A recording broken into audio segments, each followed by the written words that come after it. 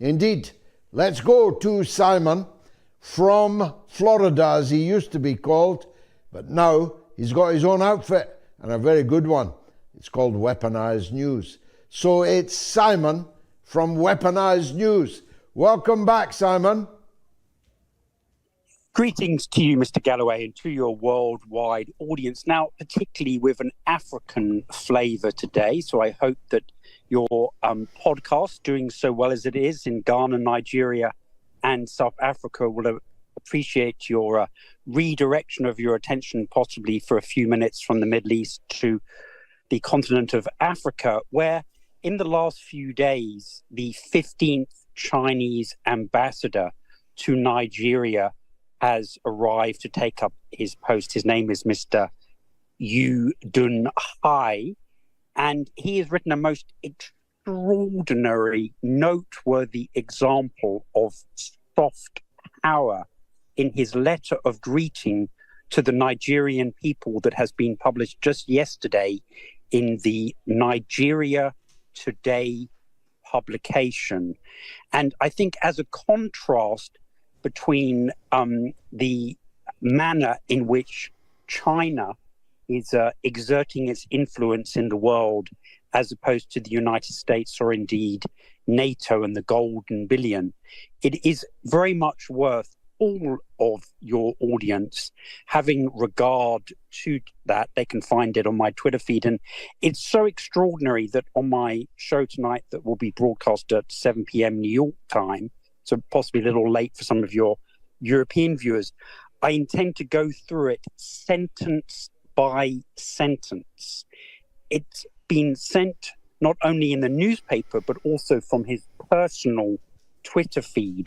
And it is one of the most brilliant outreaches to a nation, listing all of the ties that they have had for over 50 years, and even pointing out the coincidence that Nigeria's Independence Day and China's National Day both fall on October the 1st. But one of the things that draws the entire attention of the African continent, with all of its varied cultures and languages, is the fact that in the first week of September, a project that has been worked on by President Xi and his diplomatic staff since he stayed behind in South Africa after the BRICS 2023 meeting is finally coming to fruition in 12 days in Beijing. And it's going to be the first forum on China-Africa cooperation, an extremely ambitious project and something that you needlessly will want to review after its full 5 days of occurrence in Beijing, with many, many, many African leaders in attendance. It should also be pointed out that on Friday, since we do occasionally look forward not only to ghastly things which have happened in recent days, the foreign minister of Russia, after each of these individual institutions have been giving very substantial extended interviews talking about their history and their future, for the Commonwealth of Independent States, SCO, BRICS, the Eurasian Economic Union, and also the Collective Security Treaty Organization,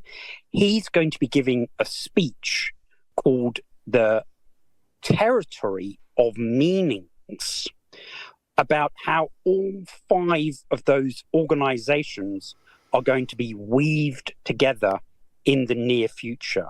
And so I think that we've got some big events coming up that the Western media, despite the fact that the Daily Telegraph have lifted their paywall to provide a full page without paying for the Israeli foreign minister to publish his hateful propaganda, there are actually some positive developments happening in other places of the world.